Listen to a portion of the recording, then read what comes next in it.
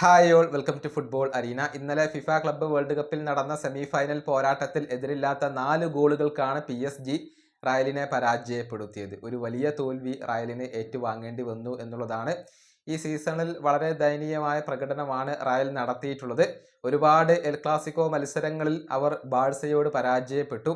കൂടാതെ 15ഓളം തോൽവികൾ ഈ സീസണിൽ വഴങ്ങേണ്ടി വന്നു. 80-ൽ പരം ഗോളുകൾ റയൽ ഈ സീസണിൽ വഴങ്ങിയിട്ടുണ്ട്. അങ്ങനെ എല്ലാം കൊണ്ടും റയൽ മറക്കാൻ ആഗ്രഹിക്കുന്ന ഒരു സീസണാണ് ഇത്.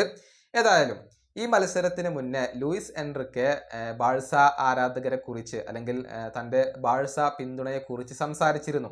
മത്സരത്തിന് മുന്നേ എൻറിക്കെ പറഞ്ഞത് ഇപ്രകാരമായിരുന്നു: നിങ്ങൾക്ക് എല്ലാവർക്കും അറിയുന്ന ഒരു കാര്യമാണ്, ഞാൻ ബാഴ്സ ആരാധകനാണ് എന്നുള്ളത്. ഞാൻ എന്നും ഒരു കൂളെ ആണ്.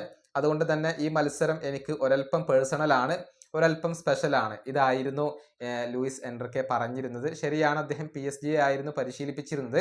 പക്ഷെ അദ്ദേഹം ഒരു ബാഴ്സ ആരാധകനായതുകൊണ്ട് തന്നെ ആ ഒരു ചിരവൈരിത അവിടെ ഉണ്ടായിരുന്നു. റയലിനെ പരാജയപ്പെടുത്തേണ്ടത് ഒരു പേഴ്സണൽ ആവശ്യമായിരുന്നു അദ്ദേഹത്തെ സംബന്ധിച്ചിടത്തോളം.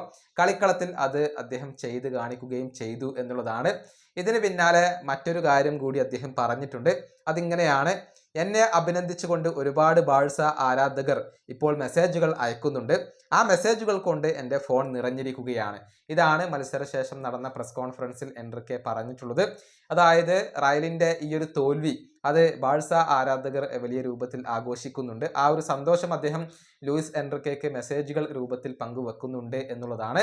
ഏതായാലും റയൽ മാഡ്രിഡിനെ സംബന്ധിച്ചിടത്തോളം ഒരു ശക്തമായ തിരിച്ചുവരവ് ആവശ്യമാണ്. ഒരു ടീം ആയിക്കൊണ്ട് ഇനി അവർക്ക് കളിക്കേണ്ടതുണ്ട്. ഈ വീഡിയോയുടെ അവസാനിപ്പിക്കുന്നു. അടുത്തൊരു വീണ്ടും കാണാം.